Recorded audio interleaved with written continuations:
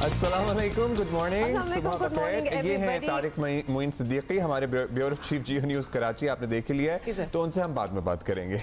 पहले हम आपको सर्टनली ये बताना चाहते हैं ना कि हम चांद पे जा रहे हैं, और फिर मैंने आपको बताया था ऐसा कुछ नहीं हो रहा, हम नहीं जा रहे, लेकिन एटलीस्ट हमारी एक सैटेलाइट जरूर जा रही है। और वो कब होगा? आज। तो वो सैटेलाइट मिशन जो है पाकिस्तान का, वो चांद पर आज भेजा जाएगा 12:50 पर exactly, to be precise, Pakistani वक्त के मुताबिक ये रवाना होगा।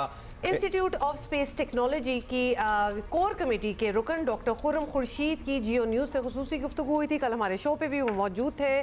बताया था उन्होंने कि आई क्यूब क्यू यानी कमर का डिजाइन और डेवलपमेंट चाइना को कैसा लगेगा ये नाम?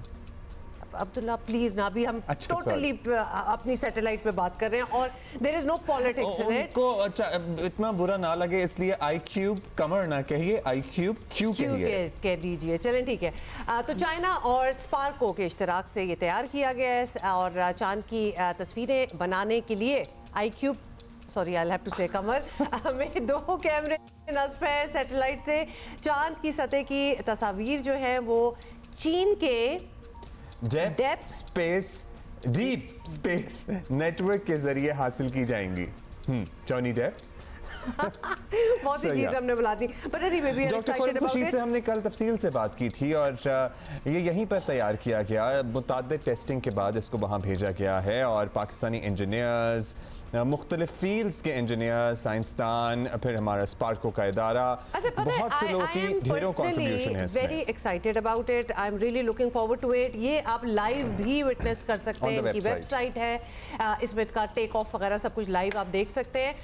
बिकॉज आई थॉट कि Pakistan was being left behind in this race. तो नहीं, अब तो खैर बड़ी दुनिया ये कर रही है, तो मुझे ऐसी फीलिंग हो रही थी कि पाकिस्तान को भी इधर होना चाहिए। Now we are there, so I'm personally happy about that. You know, हमें पसंद है कि हम इस तरह की बातें करें कि हमारा सैटेलाइट मिशन चांद पर जा रहा है, हम किसी और फील्ड में तरक्की कर रहे हैं, हमारे नौजवान खेलों में कितना अच्छा परफॉर्म कर रहे हैं, हमारे बॉक्सेस फील्ड में अपने हरीफों को नॉकआउट कर रहे हैं। We like to talk about these things. अच्छा, चूंकि आपने वो खेलों की बात करी दी है स्पोर्ट्स की, तो क्यों ना हम बता दें आपको कि नेशनल स्टेडियम कराची में खेले गए चौथे T20 में पाकिस्तान विमेन क्रिकेट टीम ने West Indies women cricket team को बाआसानी 8 विकेट से हराकर सीरीज में पहली कामयाबी हासिल कर ली है। अब माना कि पहली होगी, बट मतलब हो तो गई ना अब्दुल्ला, और बड़ी जबरदस्त हुई है। मतलब बड़ी decisive West Indies women cricket team ने पहले बैटिंग की, मगर मेजबान बॉलर्स के आगे उनकी एक नहीं चल सकी। मेजबान बॉलर्स के हमारे आगे,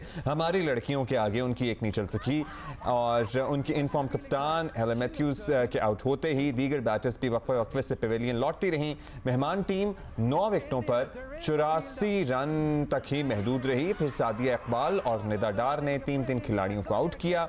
इस दौरान पाकिस्तान विमेन क्रिकेट टीम ने हदफ 21 गेंदों कबल ही सिर्फ और सिर्फ 2 विकेटों के नुकसान पर हासिल कर लिया। मतलब ये हमारी जो थी ना, can I just say, because मैंने इनको फॉलो किया है, ये हमारी बड़ी एक डेफिनेटिव डिसाइसिव किस्म की ऑब्वियसली बर्तरी हासिल करने वाली विन थी। वेरस दूसरा और तीसरा T20 जो था वेस्ट इंडीज की टीम के साथ, वो बड़ा मैच पड़ गया था, तो it could have been anybody's match.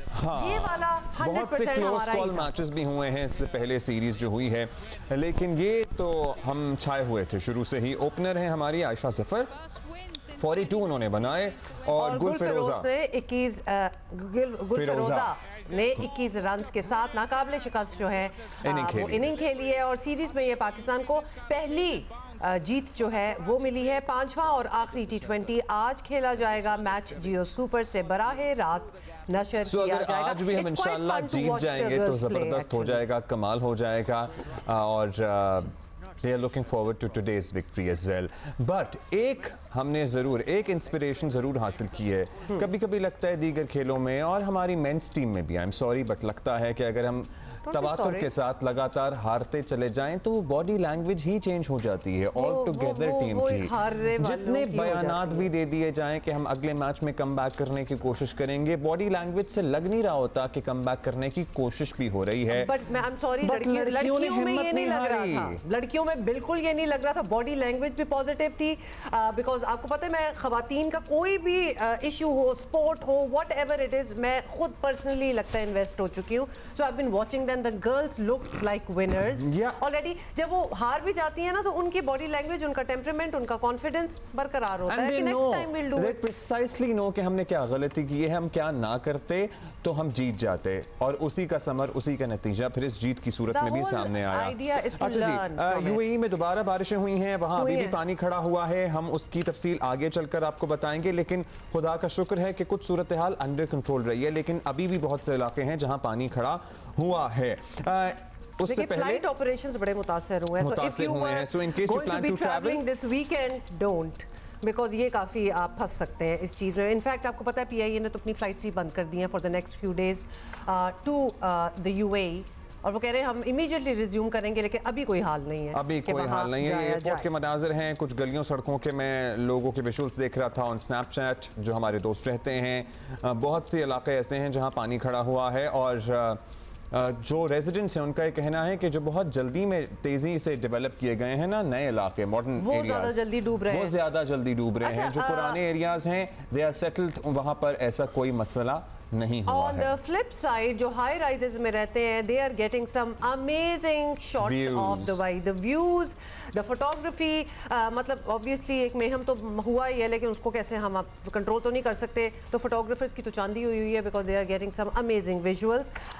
बारिशें अभी जा रही हैं वहाँ, तो अभी पेश गोई है कि अभी कुछ दिन और भी रह सकती हैं। वक्फे से बारिश जारी है, और यही हवाएं फिर दोहा और बाकी रीजन के ममालिक को भी अफेक्ट कर रही हैं। हमारे कॉरेस्पॉन्डेंट भी तारिक मोइन सिद्दीकी हमारे साथ ही, ब्यूरो चीफ जियो न्यूज़ कराची हमारे साथ मौजूद हैं। अब हम कराची की बात कर लेंगे। हाँ, अब हम कराची की बात करेंगे, और कराची का स्ट्रीट क्राइम आपको पता ही है, पुराना मसला है, लेकिन अभी 2-4 रोज से जो डेवलपमेंट्स हो रही हैं, सीम्स लाइक इट कि सूबाई गवर्नमेंट भी और वफाकी गवर्नमेंट भी, as in president Zardari himself and the वफाकी वज़ीर दाखिला himself Mohsin Naqvi was here, and बहुत सारी मीटिंग्स हुई हैं, और कराची का स्ट्रीट क्राइम का इशू या ओवरऑल लॉ एंड ऑर्डर की सूरत हाल अब बड़ी संजीदगी से ली जा रही है, और इसमें संजीदगी से बेहतरी लाने की कोशिश भी होपफुली हमें नज़र आए, क्योंकि बहुत से लोग सर जोड़ कर बैठे हैं, क्या क्या किया जाना चाहिए, क्या क्या किया जा रहा है, इस सारे पे हम गौर करेंगे।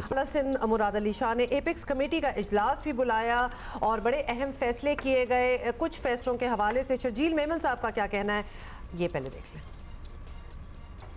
देखिए जी, स्ट्रीट क्राइम का जो बात चाहे कल सदर असद ज़दर साहब ने की, और आज भी जो एपेक्स का मीटिंग हुई, ये भी वाज़ेह किया गया कि स्ट्रीट क्राइम पे जो पुलिस जिस तरीके से काम कर रही है, और उसमें पुलिस ने अपनी कारकर्दगी बताई कि कितने केसेस में लोगों को गिरफ्तार किया गया। जैसे बताया जाता है जी, ड्यूरिंग स्ट्रीट क्राइम जो मासूम लोगों की अमवात हुई हैं, जो क्रिमिनल्स ने की हैं, तो उसमें से काफ़ी केसेस डिटेक्ट हुए हैं, और पुलिस रेंजर्स जो है वो भी उससे भी 2 दिन पहले ही काफ़ी डाकू गिरफ्तार किए हैं कराची से। ये मैं एक बात कहना चाहूँ, ठीक है क्राइम है, उसको मैं क्राइम को डिफाइन नहीं करूँगा कि जी क्राइम नहीं है, मैं ये नहीं कहूँगा कि नहीं सब अच्छा है। आपकी पुलिस ईमानदारी से, दयानतदारी से, नेक नीयती के साथ चीफ मिनिस्टर साहब की क़यादत में उस एक्शन को कर रही है।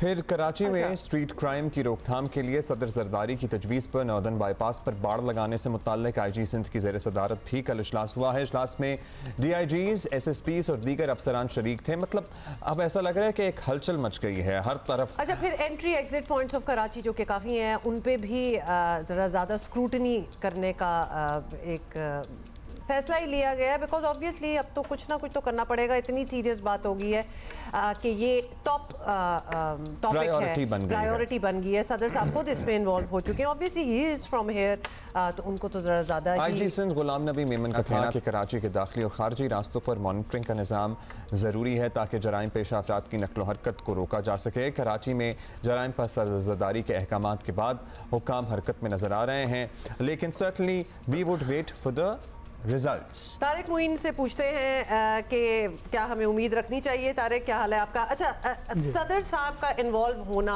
आपको लगता है कि अब शायद कुछ प्रेशर बढ़ेगा, क्योंकि बात तो हम कब से कर रहे हैं और क्राइम्स भी हो ही रहे हैं। देखें, प्रेसिडेंट ख़ुद यहाँ पर आए हैं, और उसके बाद फिर वफाकी वज़ीर दाखिला का यहाँ होना, और उसके साथ ही फिर अमन अमान पे एक इजलास हो जाना, तो ये जाहिर सी बात है, इसकी अपनी एक अहमियत है और इससे ये अंदाज़ा हो रहा है कि इस मामले में वफाक से लेकर सूबे और उसके साथ ही तमाम वफाकी जो वज़रा हैं, जो महकमे हैं, वो एक कम से कम एक प्लेटफॉर्म पे आए हैं या लाए गए हैं और उसके साथ ही इन चीज़ों पर फोकस किया जा रहा है कि इसकी असल रूट कॉज क्या है, किस वजह से स्ट्रीट क्राइम्स के अंदर इजाफा हो रहा है। उस पर बड़ी तफसीली ब्रीफिंग भी दी गई, जो प्रेसिडेंट को भी दी गई और उसके बाद फिर एपेक्स कमेटी की मीटिंग के अंदर उन तमाम फैसलों का जो प्रेसिडेंट की सदारत में होते हैं उसके ऊपर इम्प्लीमेंटेशन के लिए बाकायदा एक मीटिंग की गई और उसके ऊपर तरीकाकार तय किया गया। उसके बाद फिर अब हम देख रहे हैं कि IG सिंध की जानिब से भी मीटिंग्स का सिलसिला जारी है, जबकि वज़ीर दाखिला जो हैं ज़िया अहमद लंजार साहब, जो सूबे के वज़ीर दाखिला हैं, उन्होंने अपनी एक अलहदा बाकायदा मीटिंग शेड्यूल की और उसके बाद उनकी जानिब से भी इसके ऊपर काम किया जा रहा है और वो कराची के साथ जो सिंध के दीगर शहर हैं उन पर भी फोकस कर रहे हैं कि अगर क्रिमिनल्स की एक्टिविटी बढ़ रही है सूबे में तो उसके ऊपर किस तरह से काम होना चाहिए। ख़ास तौर पे कराची सबसे बड़ा शहर है जिसमें सबसे ज़्यादा जराइम की शरह आ रही है सूबे के अंदर, तो उसके लिए ख़ास तौर पर बॉर्डर एरियाज से जो आमदोरफ्त हो रही है क्रिमिनल्स की और वो क्राइम करने के बाद वहाँ से मतलब ये जो मीटिंग जिसके हम विजुअल्स दिखा रहे हैं उसमें रेंजर्स हुकाम भी थे, मतलब दीगर और अस्करी हुकाम भी शामिल थे, पुलिस के अफसरान भी थे, वफाकी वज़ीर दाखिला हिमसेल्फ थे। क्या कुछ इन्होंने 1 2 3 4 बनाया है कि हाँ जी सेफ सिटी तो साल में कंप्लीट हो जाएगा या फलाना कुछ हो जाएगा या हमने ये करना है या हम ये फोर्सेस, फिर गाड़ियों की भी बात हो रही है, डॉल्फिन फोर्स टाइप की भी एक बात हो रही है, वो क्या इक़दाम है? अच्छा देखें, इसमें फोकस किया गया कि ख़ास तौर पे ये जो जदीद टेक्नोलॉजी है इसको हम किस तरह से इस्तेमाल कर सकते हैं और इसको कितनी जल्दी हमें ये कर लेना चाहिए। तो ये जाहिर सी बात ये आनी चाहिए थी और ये आई भी इजलास में कि गुज़िश्ता 10 साल से ज़्यादा का अरसा हो गया सेफ सिटी प्रोजेक्ट जो है उसके ऊपर इम्प्लीमेंटेशन इस पे प्रेसिडेंट साहब ने उन्होंने कहा है कि इसको जंगी बुनियादों के ऊपर करना चाहिए। अब ये प्रेसिडेंट ने उस मीटिंग में ये भी कहा कि ये जो अल्फाज हैं मैं सिर्फ वैसे ही अदा नहीं कर रहा हूँ, इसके ऊपर मैं काम होता हुआ देखना चाहता हूँ। ये उन्होंने हिदायत की है उस मीटिंग के अंदर। तो ये लगता है कि अब शायद इसमें तेज़ी आएगी। इसके साथ ही ई टैगिंग का एक मामला था, ई टैगिंग में लेकिन कुछ शायद टेक्निकल प्रॉब्लम्स आ गई हैं जिसकी वजह से ई टैगिंग वाला जो क्रिमिनल्स को जो एक ई टैग करना था तो वो काम थोड़ा सा डिले है। उसके अंदर अब देखते हैं क्या सोल्यूशन निकल सकता है उसका, तो उसके बाद उसके ऊपर इम्प्लीमेंट होगा। अब हम आपकी अपनी एक राय तारिक चाहते हैं क्योंकि हम बहुत अरसे से ये कराची का अमन अमान की सिचुएशन पे बात कर रहे हैं, फिर बड़ी स्टेटमेंट्स भी आती हैं, थोड़ा बहुत काम हो भी जाता है, कभी हमें सीरियसनेस नज़र आती है, कभी कोई ख़ास नहीं नज़र आती, लेकिन सदर साहब के आने से दोबारा से रीविजिट करने से इंटीरियर मिनिस्टर सिंध का ये कहना कि हम कराची से बाहर भी जो भी क्रिमिनल गैंग्स हैं उन पे भी करना, आपको लग रहा है अब there is a solid plan in mind, और चूंकि ऊपर से भी एक सदर साहब की तरफ से एक प्रेशर भी है तो अब करना ही पड़ेगा कुछ? देखें करना ही पड़ेगा क्योंकि मुख्तलिफ इदारों की जो रिपोर्ट्स आई हैं उसमें हम मंशियात का जो सबसे बड़ा एक एलिमेंट है उसे भी देख रहे हैं कि ये यहाँ तक कैसे आ रही है, क्रिमिनल उसे यूज़ करके। उसके अलावा एक सबसे बड़ी अहम चीज़ ये हुई है कि स्कूलों के अंदर मंशियात पहुँच रही है जिस पे बहुत ज़्यादा कंसर्न शो किया गया और उसके अंदर ये कहा गया कि स्कूलों की कड़ी और सख्त निगरानी करनी होगी। लेकिन आप निगरानी स्कूलों की तो करेंगे लेकिन वो यहाँ तक कैसे सप्लाई चेन की करनी पड़ेगी ना, सप्लाई चेन को तोड़ना होगा, उसके खिलाफ कार्रवाई करनी होगी। बिल्कुल, तो उसमें तमाम वफाकी इदारे भी इन्वॉल्व होंगे, उसमें सूबाई इदारे भी इन्वॉल्व होंगे, उसके बगैर काम नहीं हो सकता। फिर ये एंट्री एग्जिट पॉइंट्स को जी ये बताइएगा, वो भी गालिबन इन इजलासों में सवाल उठा कि जो गाड़ियाँ चोरी होती हैं या जो मोबाइल छीने जाते हैं ये कहाँ बिक रहे हैं, ये गाड़ियाँ कहाँ चली जाती हैं? ज़ाहिर गाड़ी है, ऐसे कोई आंख ओझल पहाड़ ओझल तो नहीं हो जाएगी, इस पे भी कोई प्लान बनता जी, इस पे फोकस किया गया और इसमें कई रिपोर्ट्स आई हैं, बल्कि मीडिया ने कई रिपोर्ट्स की हैं कि गाड़ियां किस तरह से जाकर खुल जाती हैं, कौन से एरियाज़ हैं, मतलब ख़ास तौर पे सूबे के जो बॉर्डर एरियाज़ हैं वहाँ ले जाकर गाड़ियाँ यहाँ से छीनी जाती हैं, उन एरियाज़ के अंदर जाके बाकायदा उन्हें खोल दिया जाता है और वो पार्ट्स की सूरत के अंदर मुख्तलिफ जगहों पर फ़रोख्त कर दी जाती हैं, स्मगल कर दी जाती है, पता ही ना चले कि क्या। इसी तरह मोटरसाइकिलों का भी यही काम है, इसी तरह से ले जाके या फिर इस शहर से ले जाके किसी दूसरे शहर में उसे फरोख्त कर दिया जाता है। तो इस तमाम मामले को भी देखा जा रहा है और उसके लिए भी टेक्नोलॉजी का इस्तेमाल करना बहुत ज़रूरी है कि इसके साथ साथ उन गैंग्स को बस्ट करना बहुत ज़रूरी है। हमने थोड़े दिनों पहले देखे कि कुछ गैंग्स जो थे उन्हें बाकायदा आइडेंटिफाई भी किया गया और कुछ गैंग्स जो हैं उन्हें बस्ट भी किया गया है, लेकिन अभी ऐसे गैंग्स यहाँ पर काम कर रहे हैं, ऐसे ग्रुप्स काम कर रहे हैं जो अभी तक हाथ में नहीं आए, वो यहाँ कार्रवाइयाँ करते हैं और दूसरे सूबों में फरार हो जाते हैं।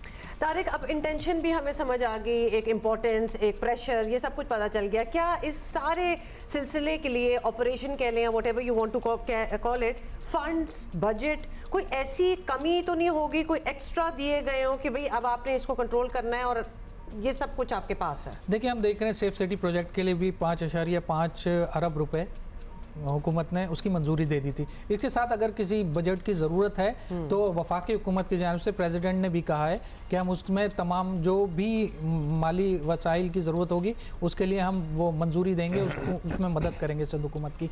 वफाकी वज़ीर दाखिला ने भी यही कहा है। यानी वो भी मैं नहीं समझता कि इसमें कोई ऐसा मसला है। हाँ, मसला ये है कि वो अगर आप कच्चे के ऑपरेशन की बात कर रहे हैं तो वहाँ आपको जदीद इक्विपमेंट के साथ अगर कुछ ऐसे हथियार और कुछ ऐसे आपको इक्विपमेंट चाहिए जिनकी मंजूरी लेना ज़रूरी है तो वो ज़रूर लेनी चाहिए कि अगर वहाँ पे उसका इस्तेमाल हो सकता है। लेकिन फिर वहाँ पर चाहे ड्रोन्स हो, चाहे हैवी एमुनेशन हो, उसे अगर यूज़ करना है तो उसका एक तरीक़ाकार वज़ा करना पड़ेगा और उसमें ये देखना पड़ेगा कि आम आदमी जो है वो उसकी रेंज में ना आए, क्योंकि बहरहाल ये एक सिविल एरिया है और यहाँ पर जाहिर सी बात है आम लोग भी बसते हैं। फिर चीनी जो बाशिंदे हैं उनकी सिक्योरिटी से मुताल्लिक भी गौर ख्वास हुआ, फिर जो इंटीरियर मिनिस्टर रहे ही was looking into it as well.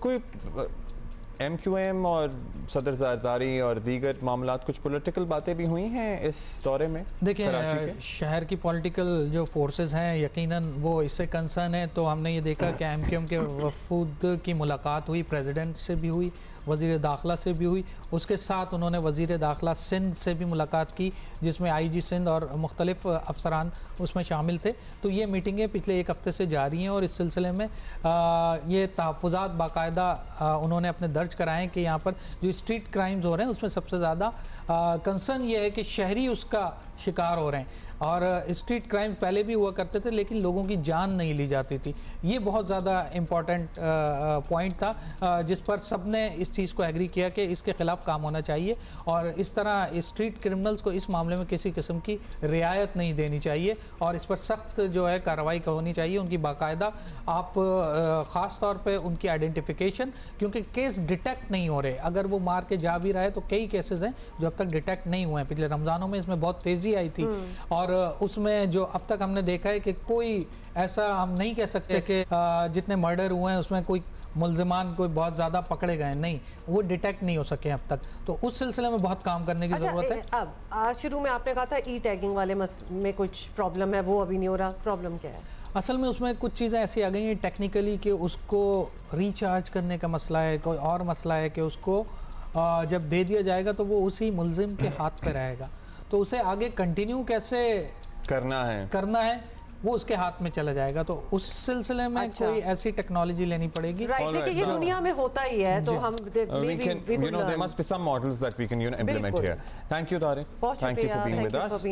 अच्छा, क्या हम अब उम्मीद कर सकते हैं कि कुछ बेहतरी आ जाएगी लॉ एंड ऑर्डर सिचुएशन में? उम्मीद पे तो दुनिया कायम है, इसलिए उम्मीद तो रखनी ही चाहिए। सो लेट्स सी, हमें वो पुलिस की वो जो फोर्स, डॉल्फिन टाइप फोर्स जिसको बहाल किया गया है और नई गाड़ियाँ, बेहतर मोटरसाइकिलें। हाँ, लेकिन एवरीथिंग हमने जो भी बातें की हैं अभी तारिक मोइन के साथ, लेकिन सेफ सिटी प्रोजेक्ट जो है अब उसके फंड्स भी हैं, इंटेंट भी अपेरेंटली है, प्रेशर भी आ गया सदर का।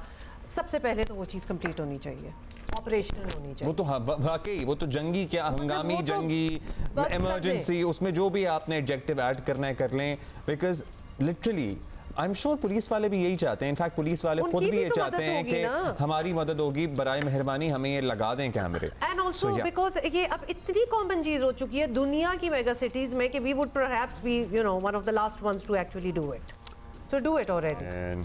क्रिकेट, अच्छा आपको बताएं कि पाकिस्तान ने कल आयरलैंड और इंग्लैंड सीरीज के लिए 18 रुकनी स्क्वाड का ऐलान कर दिया है। हसन अली और सलमान अली आगा की एंट्री हुई है और एग्जिट कौन हुआ है जी? उसामा मीर और जमान खान, उनको ड्रॉप कर दिया गया है। आयरलैंड के खिलाफ सीरीज 10 से 14 में, अब नोट कर लें कब से कब है, 10 to 14 है आयरलैंड में, और इंग्लैंड वाली जो है वो 22 to 30 मई है। ये सारी मई के महीने की बात हो रही है। साथ ही आपको बताएं कि T20 वर्ल्ड कप के लिए 15 रुकनी स्क्वाड का ऐलान इंग्लैंड के खिलाफ पहले T20 के बाद किया जाएगा, यानी end of the month, end of May जो है वो ऐलान किया जाएगा। अच्छी बात ये है कि इंजर्ड प्लेयर्स जो हैं वो भी अब्दुल्ला फिट होना स्टार्ट हो गए हैं, खुश हो जाओ। और सिलेक्शन कमेटी भी इस बारे में कुछ कह रहे हैं,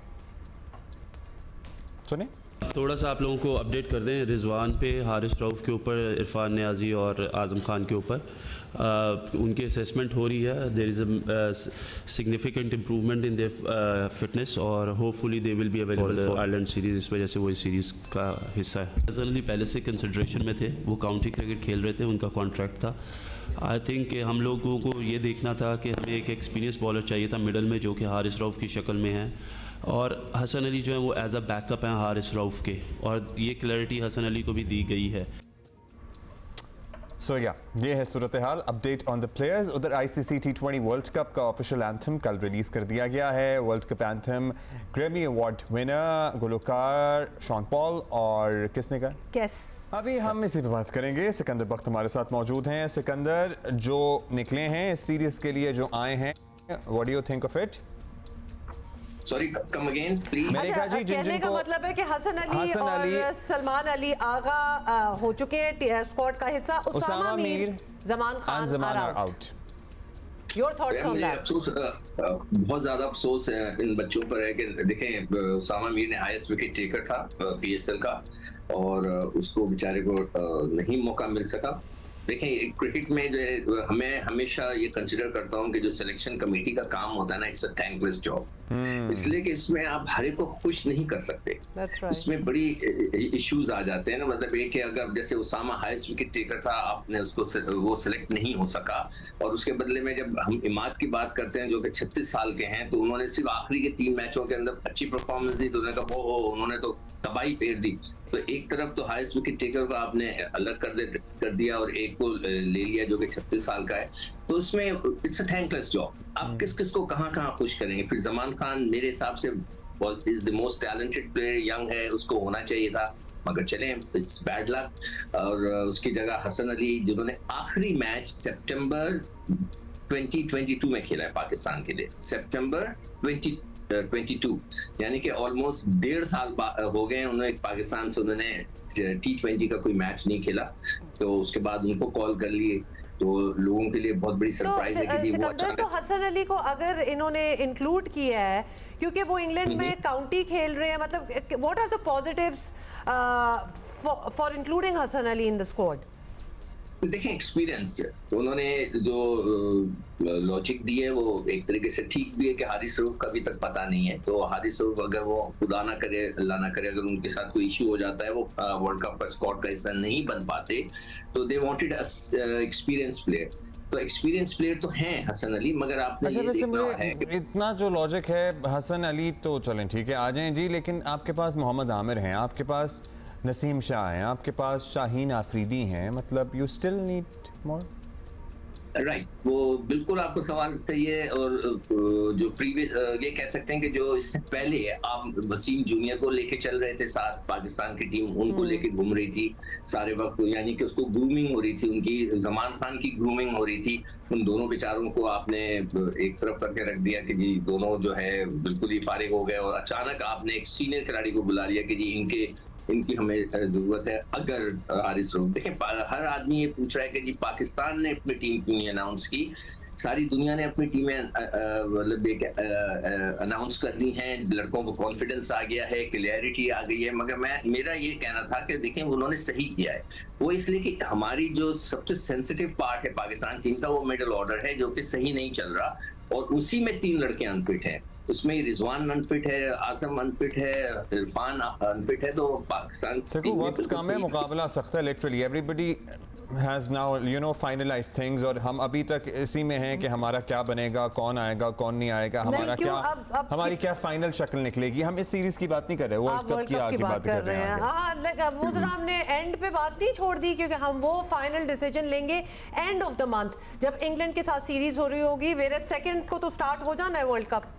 देखो ना, मैंने आपको मजबूरी बता दी ना कि हमारा जो सबसे ज्यादा सेंसिटिव पार्ट है इस वक्त क्रिकेट टीम का, वो मिडिल ऑर्डर, वही अनफिट है। राइट। आजम पावर हिटिंग के लिए वहां थे, रिजवान तो हमारा बिल्कुल ही बैकबोन है टीम का, तो वो अगर अनफिट है और आजम अनफिट हो गए, इरफान तो चले ये नया बच्चा है, वो आया है, वो अच्छा खेलता हुआ, वो अलग है, मगर ये 2 तो अच्छे खिलाड़ी थे ना, 2 उनके हमें देखना तो है ना वो कितने फिट होते हैं। इसलिए मैंने ये कहा है कि वो कह रहे थे वहां के हम ये रोटेशन पॉलिसी पे हम बिलीव करते हैं, तो इस टूर के ऊपर उनको चाहिए कि सारे वो लड़के जो कि अनफिट थे और वो समझते हैं अगर फिट हो गए हैं तो उनको खिलाएं, ताकि हमें एक फाइनल शक्ल नजर आ जाए लड़कों की कि वो फिट है, खेल सकते हैं, नहीं खेल सकते। और ये भी हो सकता है कि उनको आखिरी तक लेके जाएं कि नहीं अभी पूरी जैसे रिजवान है, मैं तो कहूंगा अगर रिजवान फुली फिट नहीं हुआ है तो उसको लेके जाएं। अच्छा सिकंदर, लेकिन ये जरा इंसाइट दे दें, ये फिटनेस का क्या नौयत है? ये वो वाली फिटनेस का इशू है जो कि नसीम शाह महीनों खेला ही नहीं क्योंकि वो इतने अनफिट हो गए थे, उनकी तो खैर सर्जरी टाइप भी हुई थी। इनका बताएं, रिजवान की अनफिटनेस का क्या लेवल है? अभी तक जो खबरें आ रही हैं, एक तो आजम की तो बिल्कुल ही ब्लैकआउट है उनके न्यूज के ऊपर, बिल्कुल नहीं पता कि वो क्या है क्या नहीं हुआ। आपके तो शागिर्द रहे हैं, आप वैसे ही राब्ता कर लें सिको। वो कोई नहीं बात करता, मैंने कोशिश की थी। अच्छा। तो बात नहीं हुई। हाँ, अच्छा तो दूसरी वो हो सकता है कि कोई ऐसी वजह हो कि वो, मैंने उनके भाइयों से पूछा था तो उन्होंने कहा कि नहीं बिल्कुल ठीक हो गया, बहुत अच्छी बात है, वेरी गुड, जबरदस्त। रिजवान का जो है वो हैमस्ट्रिंग का है और हैमस्ट्रिंग जो है थोड़ा टाइम लेती है, 10 दिन 15 दिन तो ले लेती है। उनका हैमस्ट्रिंग का इशू रिकरिंग है, it's not like one of thing, and he has been playing with the same issue as well। देखें, यही तो मैं बार बार कहता था कि शुरू के अंदर कि आप खुद जो है हर जगह ना पहुंच जाए ना। जिम्बाब्वे के खिलाफ भी खेल रहे हैं, नेपाल के खिलाफ भी खेल रहे हैं, हर जगह आप खेल रहे हैं, इसकी जगह आप दूसरों को खिलाते रहते हो। देखें, मैं हमेशा कहता रहा हूं कि अंडर 19 के बच्चे को आप साथ लेके जाया करें। जब आप सरफराज भी साथ जा रहा है, रिजवान भी साथ जा रहा है, आपने कोई बच्चा ही नहीं डेवलप किया, आपका विकेट कीपर ही नहीं है, आप विकेट कीपर के लिए फिर आप जो है ऐसे लोगों को बुलाते हैं जिनकी परफॉर्मेंस ही नहीं है। तो इसीलिए ये अंडर 19 को हमें बहुत अहमियत देनी चाहिए सिलेक्टर्स को, और अंडर 19 के लड़कों को साथ लेके चलना चाहिए जब साइड के मैचेस हो रहे होते हैं। Got it, Sikandar, that's all the time we have. Thank you so much for being with us. अच्छा जी, कल से इनका जो है ट्रेनिंग आगाज़ हो जाएगी जो अनाउंस किया गया। अच्छा, पंजाब में गंदम खरीदारी का बहरान हो, कराची में ट्रांसपोर्ट मंसूबों में ताख़ीर या स्ट्रीट क्राइम्स में खौफनाक इजाफा, हुकूमतें सारा मलबा जो है वो निगरान दौर के फैसलों पर डाल रही हैं। वज़ीर आला सिंध मुराद अली शाह का इसरार है कि कराची और कच्चे में अमन व अमान का मसला जो है वो निगरान दौर में ज़्यादा ख़राब हुआ। हालात बेहतरी की तरफ जा रहे थे, फिर आखिरी 6 महीने में पिछली हुकूमत के हालात कुछ ख़राब हुए। उस पर हमने काफ़ी एक्शन लिए थे, ख़ास तौर पे कच्चे के इलाके में जो पुलिस चौकियां कायम की थी लाइन ऑफ साइट पे, मैं ख़ुद वहाँ विज़िट किया था। और अनफॉर्चुनेटली केयरटेकर के ज़माने में वो लोग तो कहते हैं ना कि जी हमारे यहाँ तो शायद सियासी मसलियत है या कोई ऐसी बात है या हमारे कोई लोग हैं जिनको हम बचा रहे हैं, तो केयरटेकर में तो ऐसी बात कोई नहीं थी। 6 महीने में हालात और ख़राब हुए और अभी संभले नहीं है। चलिए, तो सिंध की बात है, लेकिन पंजाब में गंदम का लिटरली एक बहरान है और ज़ाहिर है हमारी ज़रूरत से ज़्यादा गंदम इंपोर्ट की गई। फिर उसमें कुछ लोगों के नाम भी आ रहे हैं कि किन की मंजूरी से हुआ, और वज़ीर इत्तलात पंजाब आज़मा बुखारी भी इस बहरान का जिम्मेदार निगरान हुकूमत के फैसलों को करार दे रही थी। अच्छा, लेकिन ज़रा ज़्यादा गौर तलब मामला ये है कि कोई भी निगरान वज़ीर या मुशीर हो, वो जो मर्जी फैसला करके चला जाए, उससे जवाब तलबी नहीं की जाती। ये we have seen this in the past as well. और ना कोई अखलाकी तौर पे अपने फैसले की जिम्मेदारी तो वो तो दूर तक नहीं लेंगे। अखलाकियात का तो हमसे कोई ताल्लुक नहीं है। पेलडैट के सरबराह अहमद बिलाल महबूब साहब हमारे साथ मौजूद हैं, उनसे मालूम करते हैं कि अब ये हो रहा है और ज़ाहिर है बड़ा एक्सटेंसिवली चली हैं निगरान हुकूमतें, तो उनके फैसलों की जिम्मेदारी किस पे डालें, किससे जवाब तलबी होनी चाहिए। शुक्रिया आपका अहमद बिलाल साहब। अहमद बिलाल साहब, इलेक्शन के बाद जो नई हुकूमत बनी है, हुकूमतें रादा बनी हैं, इनके सामने जब कोई बड़ा मसला आ रहा है तो ये कह रहे हैं कि निगरान दौर में ये मामला ज़्यादा ख़राब हुए हैं और ये उन्हीं के फैसलों का नतीजा है। क्या एक दफ़ा फिर ये वक्त आ गया है कि निगरान हुकूमतों के इख्तियारात के बजाय उनकी ज़रूरत पर बहस कर ली जाए? क्योंकि बेसिकली निगरान हुकूमतों की ज़रूरत क्या होती है? Why can't we bypass? हमारा निज़ाम बगैर निगरान हुकूमतों के क्यों नहीं चल सकता? बहुत शुक्रिया। देखिए, ये तो आम तरीका यह है कि जब भी कोई नई हुकूमत आती है तो कुछ अरसा तो वो पिछली हुकूमत को इल्ज़ाम देते हुए और उनके ऊपर ही तमाम जिम्मेदारी डालते हुए गुजार देती है, और किसी हद तक वो दुरुस्त भी होता है क्योंकि बहुत से ऐसे फैसले जाने वाली हुकूमत कर लेती है जिसके असरात नई हुकूमत पे पड़ रहे होते हैं, तो इसलिए किसी हद तक तो दुरुस्त है। अगर वो निगरान हुकूमत ना भी हो तो उससे पिछली हुकूमत अगर किसी और पार्टी की भी रही हो तो उसके ऊपर भी वो जिम्मेदारी डालते हैं। ये हमारा आम तरीका है कि हम कहते हैं कि ख़जाना खाली था जब हम आए थे, तो अब हम आगे ख़जाना भरेंगे खुद। तो ये तो आवाम को या लोगों को इसका एनालिसिस करके खुद ही अंदाज़ा लगाना होगा कि किस हद तक ये इल्ज़ाम दुरुस्त है। लेकिन जो दूसरी बात आपने कही है केयर टेकर गवर्नमेंट की, वो अपनी जगह इस इल्ज़ाम तराशी के सिलसिले से हट के भी मैं समझता हूँ कि केयर टेकर गवर्नमेंट की अब अफादियत नहीं रही। केयर टेकर गवर्नमेंट तो इसलिए होती है ना कि वो न्यूट्रल हो और लोग किसी पे इल्ज़ाम ना लगा सकें कि इस हुकूमत के होते हुए कुछ इन्फ्लुएंस इस्तेमाल हुआ है। लेकिन अब हमने देखा है कि अक्सर केयर टेकर गवर्नमेंट न्यूट्रल नहीं होती, वो किसी न किसी पार्टी के लोग होते हैं और फिर उनके ऊपर बाद में इल्ज़ाम भी लगते हैं। हमने ये देखा है कि हमारे साबका वज़ीर दाखिला जो थे सरफराज बुगटी साहब, उन्होंने इस्तीफ़ा दे के पीपल्स पार्टी में शमूलियत कर ली, पर एक इलेक्शन भी लड़ा। इस तरह हमने देखा कि केपी की केयर टेकर गवर्नमेंट्स के अक्सर वज़रा को नोटिस दे के उन्हें हटाना पड़ा, क्योंकि वो भी मुख्तलिफ पार्टियों के लोग थे। और इसका कोई फ़ायदा कोई है नहीं, क्योंकि इख्तियारात केयर टेकर गवर्नमेंट के पास नहीं होते, ना होने चाहिए। तो जो भी हुकूमत है उसे चलने देना चाहिए, क्योंकि केयर टेकर गवर्नमेंट 3 महीने में क्या आके पहले सीखेंगे, फिर फैसला करने की कोशिश करेंगे।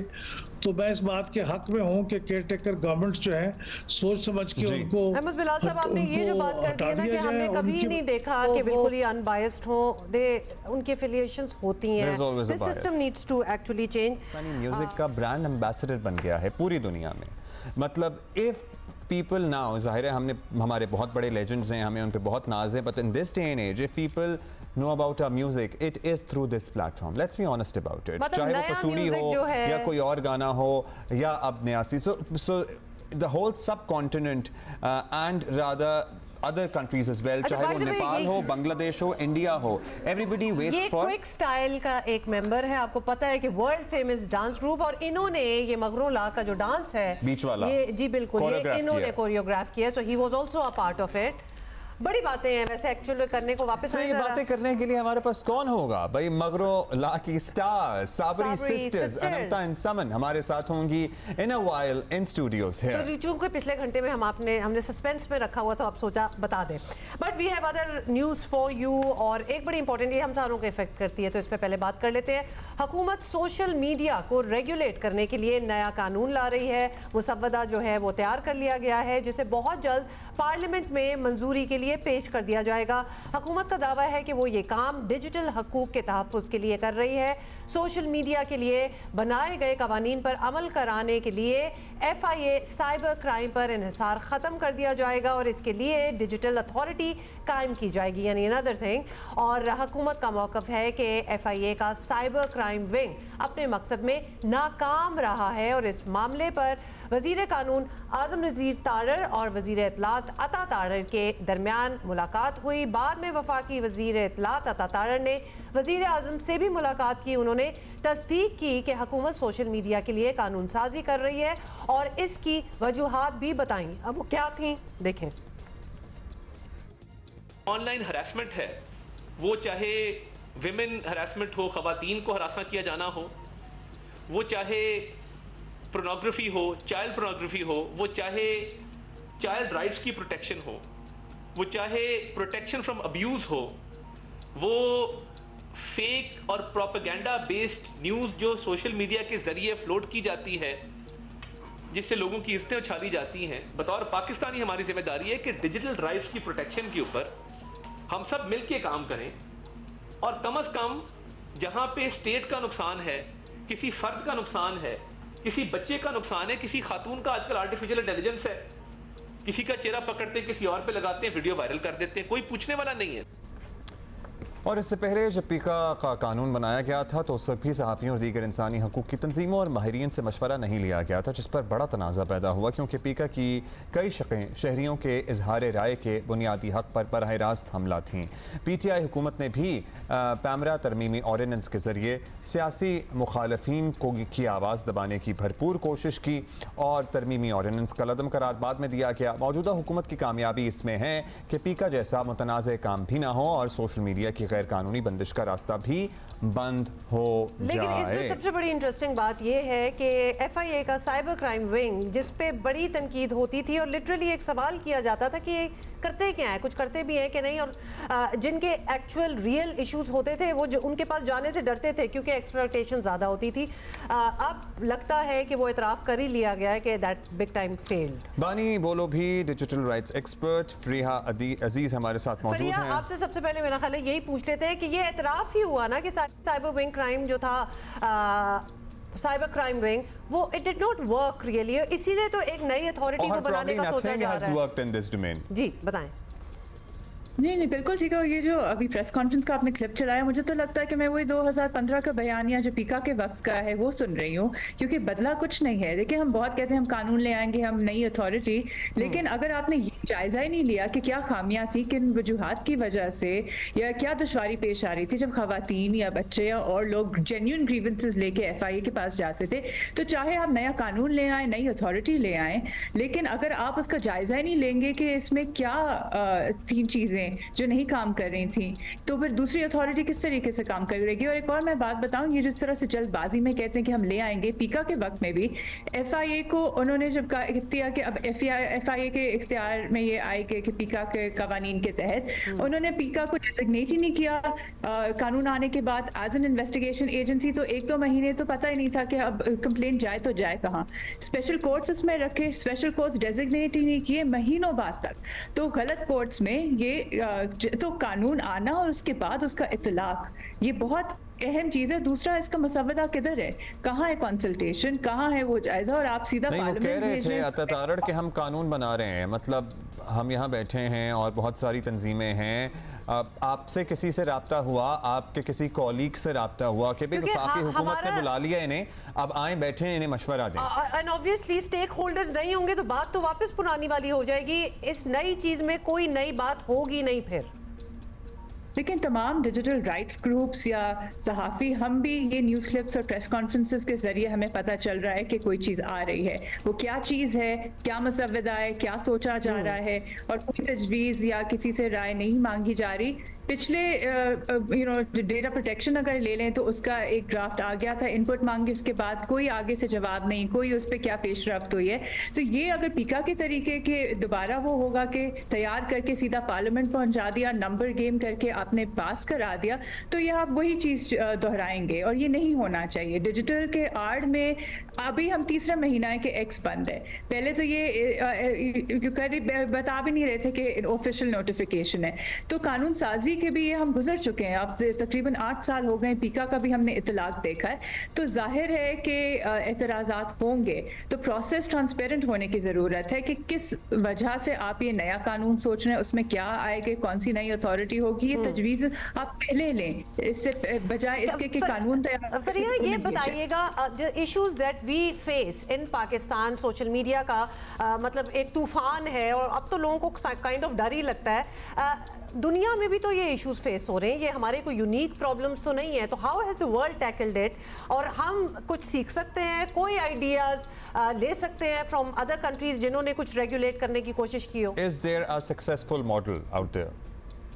अनफॉर्चुनेटली सोशल मीडिया, और अगर आप जो बात करें कि सक्सेसफुल या गुड मॉडल, हम कोई भी इस वक्त दुनिया में किसी ऐसे मुल्क का हवाला नहीं दे सकते कि यहाँ सबसे अच्छा होता है। और जब हम देखते हैं कि सोशल मीडिया चाहे रेगुलेशन या प्रोटेक्शन ऑफ सिटीजन्स हार्म्स, तो कंपनी का रोल, हुकूमतों का जिस तरह से रेगुलेट करते हैं, लेकिन एक larger rule of law regime भी हमें देखनी पड़ती है।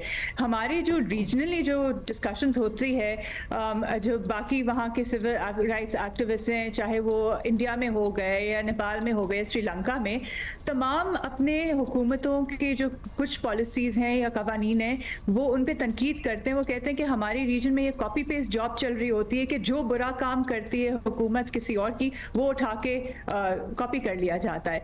तो ये तो कॉन्वर्सेशन राइट स्पेस सर्कल्स में होती है, और ये इस तनकीद को फैक्टर इन करने की ज़रूरत है। हार्म्स हमने बिल्कुल एड्रेस करने हैं, लेकिन उसका सही तरीका क्या है, कंपनीज के क्या रिस्पॉन्सिबिलिटी बनती है, हुकूमत को क्या इख्तियार है कानूनी आईनी ढांचे में रहते हुए, और क्या चीज़ें हैं जो हमें एक रियलिटी के social media as a medium भी समझने की ज़रूरत है। हम पहले और बातें करते थे, अब AI की तरफ जा रहे हैं। हमें तो तसव्वुर ही नहीं है कि AI को हम लेके हम डीप फेक्स की तो बात कर देते हैं, लेकिन इसको अब जब आप एक लॉ इन्फोर्समेंट प्रोसिक्यूशन इन्वेस्टिगेशन के उस नज़रिए से देखेंगे, उसमें बहुत टेक्निकलिटीज़ हैं। ये टेक्निकलिटीज़ क्या हम समझ सकते हैं? मतलब अभी तो हम AI को सिर्फ डीप फेक तक की बात करते हैं, लेकिन इसके अलावा भी जो रेवोल्यूशन आ रहा है उस दुनिया में हमने कैसे आगे रेगुलेट करना है, क्या करना है, we are simply clueless. We have a very important guest. हुमा तारड़ साहब ने वफाकी वज़ीर इत्तलात ने हमें ज्वाइन किया। Thank you Fariha for being with us. और तारड़ साहब शुक्रिया, गुड मॉर्निंग। आपका क्लिप अभी हमने चलाया जिसमें आप बता रहे हैं कि जी हुकूमत कानून साजी कर रही है सोशल मीडिया को लेकर।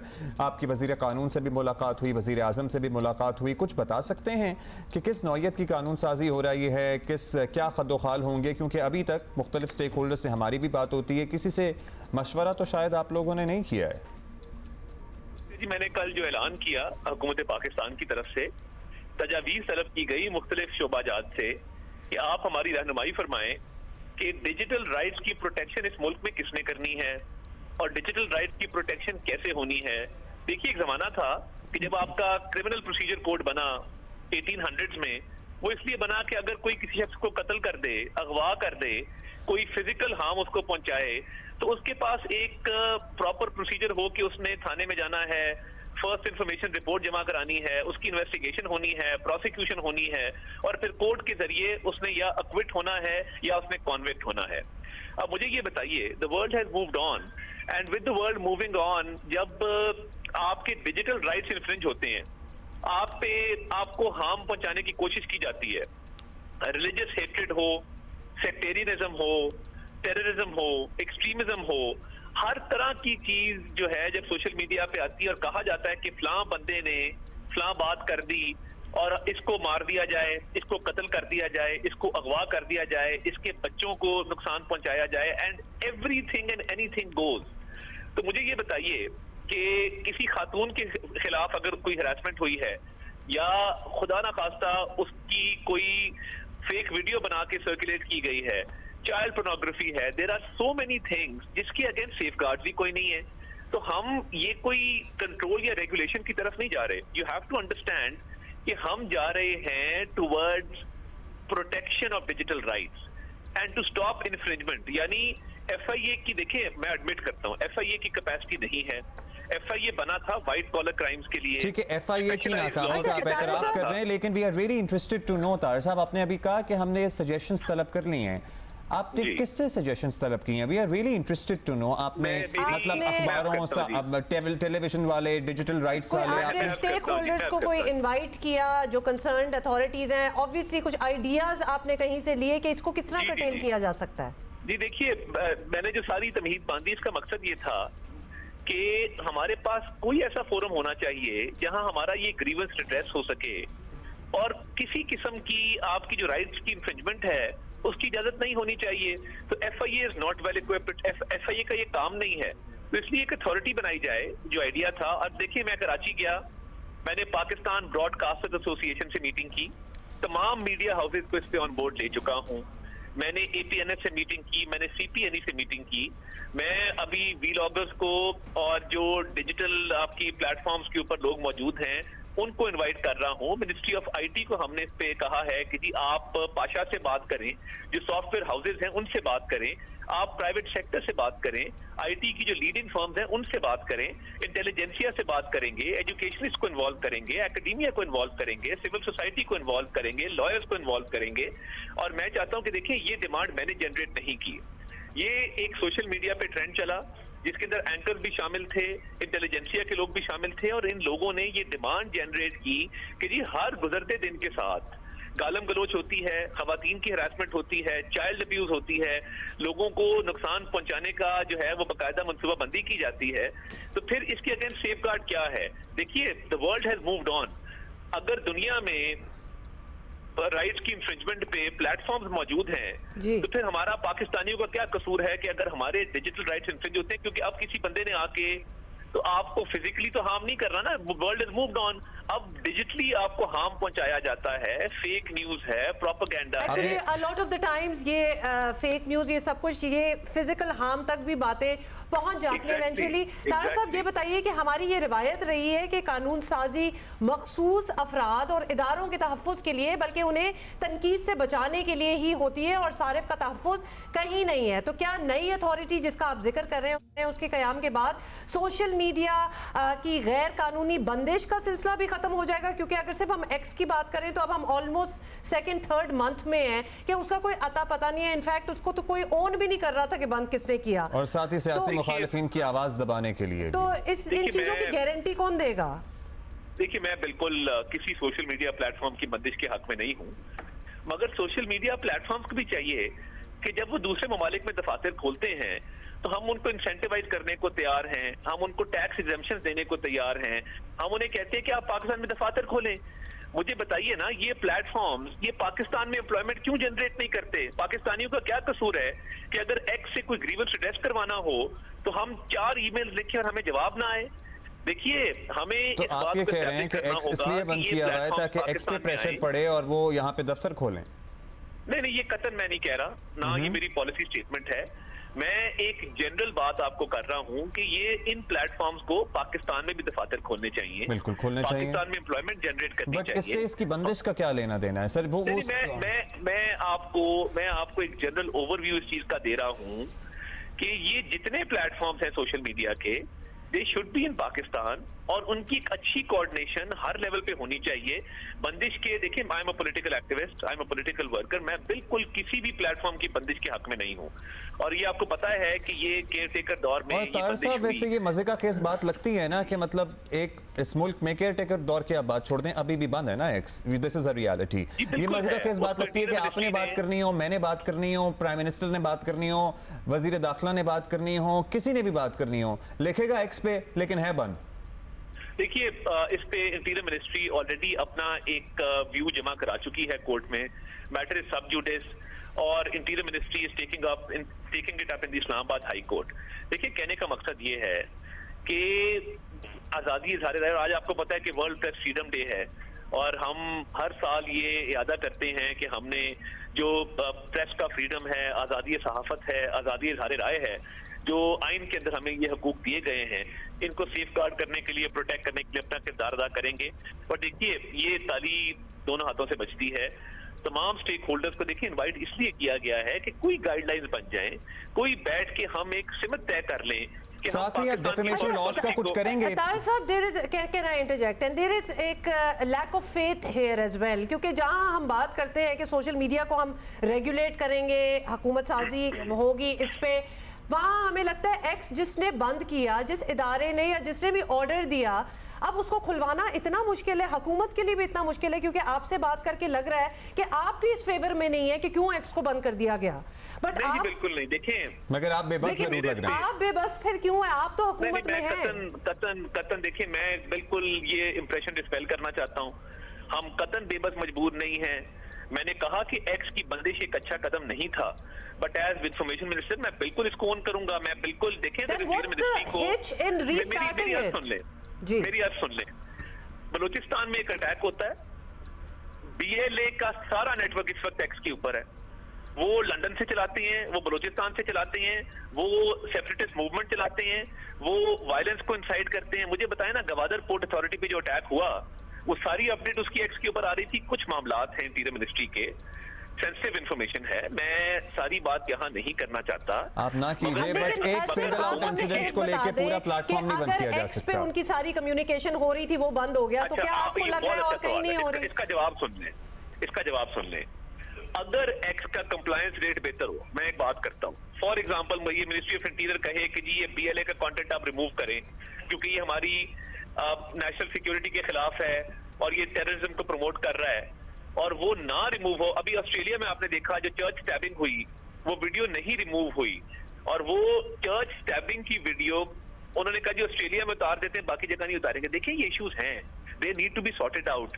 और मैं ये समझता हूँ कि अगर हमने आने वाले वक्तों में टेररिज्म से लड़ना है, हमने ये जो एक सेपरेटिस्ट मूवमेंट के हवाले से लोग अपना एक बयानिया चलाते हैं, उसको रोकना है और हार्मनी को प्रमोट करना है, तो फिर हमें कोई ना कोई गाइडलाइंस तय करनी पड़ेंगी। अच्छा, क्या गारंटी होगी कि वो गाइडलाइंस जो है वो सारिफ के तहफ़्फ़ुज़ के लिए होंगी, किसी को होली काओ बनाकर सामने पेश करने के लिए नहीं होंगी, हुकूमत पर कोई तनकीद न कर सके इसलिए नहीं होंगी, जो हुकूमत पर तनकीद करे या किसी और इदारे पर तनकीद करे उसको मतलब बहुत सारी चीज़ों का सामना नहीं करना पड़ेगा, because we have all seen it. And also Tarar साहब, क्योंकि माजी में पीका के कानून पे आप लोगों ने भी एतराज़ किया है, तो ये हुआ तो है।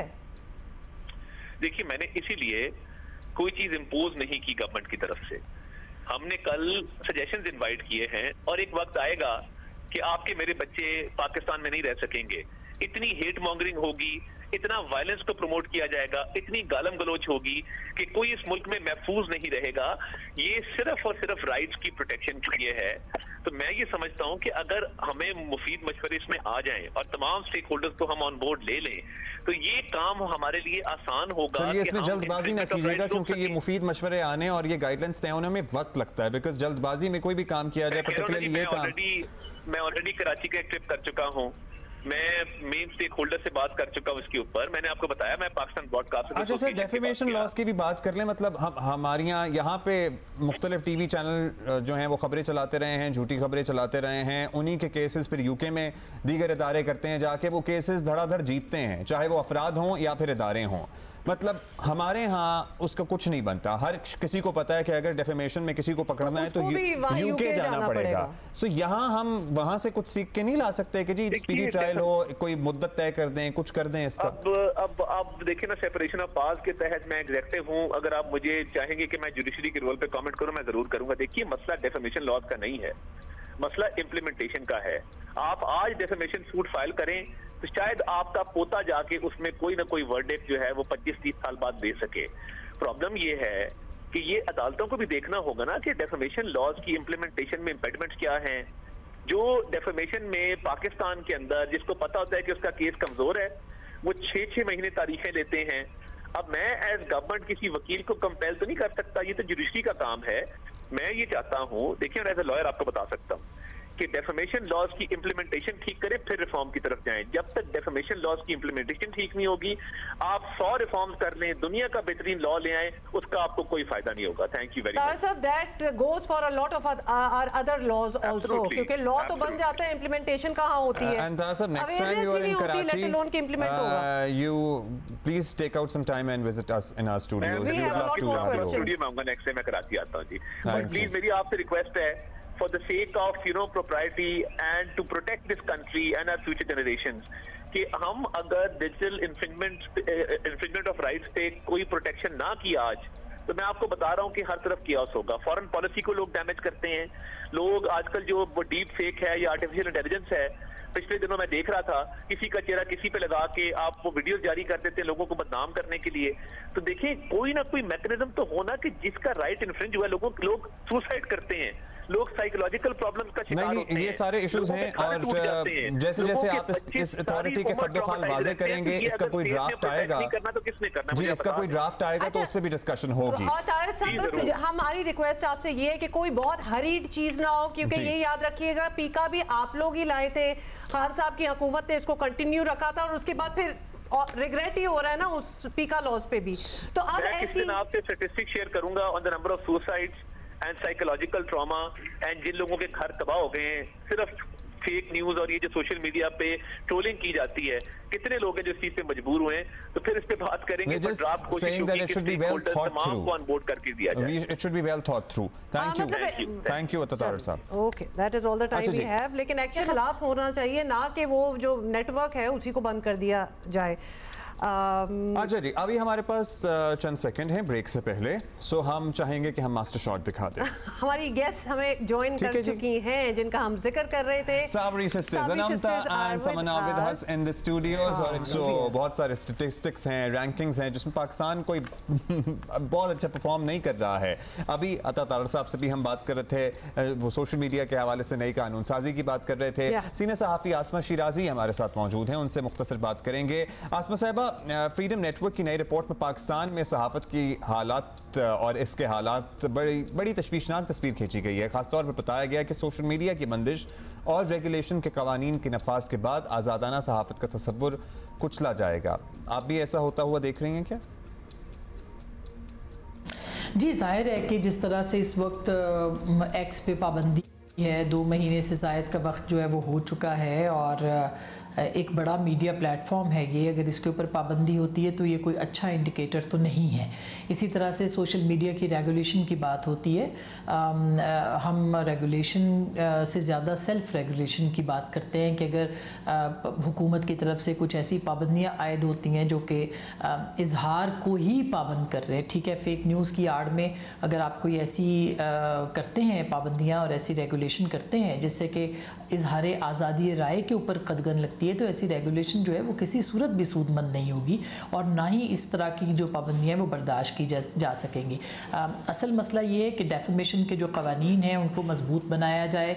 असल मामला ये है कि पाकिस्तान के अंदर जो एक फ़ेक न्यूज़ है उसका तदारुक किया जाए, ना कि ये कि पाबंदियाँ लगा दी जाएँ, ना ही इस तरह से कि लोगों को रोका जाए या सोशल मीडिया एक्टिविस्ट को उठाया जाए या जो सोशल मीडिया के ऊपर जो लोग बात करते हैं उनके ऊपर पाबंदियाँ लगाई जाए। तो मेरा ख्याल है कि इसमें कोई दो राय नहीं है कि एक फेक न्यूज़ या प्रोपेगेंडा या एक ऑर्गेनाइज्ड कैंपेन्स जो हैं वो मौजूद हैं और वही सहाफ़त को सबसे बड़ा ख़तरा भी है। लेकिन इसके बावजूद आप कह रही हैं it's a bit of a wish list, ये हो ही जाए तो बहुत अच्छी बात होगी, लेकिन we are far from there.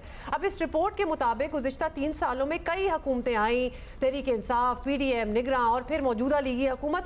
हर हुकूमत का गुज़िश्ता दौर के मुकाबले में बर्दाश्त जो है वो बर्दाश्त का पैमाना कम से कम ही हुआ है। किसी ने ये नहीं कहा कि जी दुनिया बदल गई है तो we can take it, it's okay, नहीं। हर दौर के साथ आज़ादी इजहार जो है वो कम हो गई है। इससे तो आप इत्तेफाक करेंगी ना?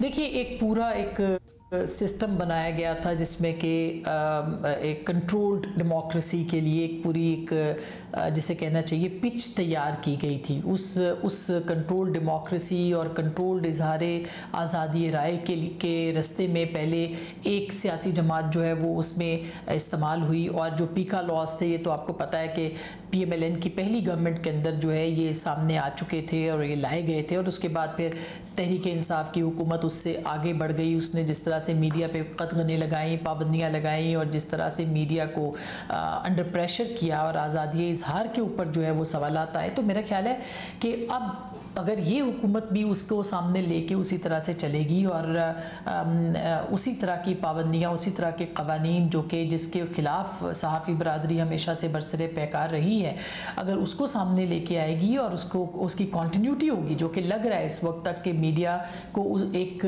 फिजिबल इन्वायरमेंट जो है उसके लिए मुयस्सर नहीं है।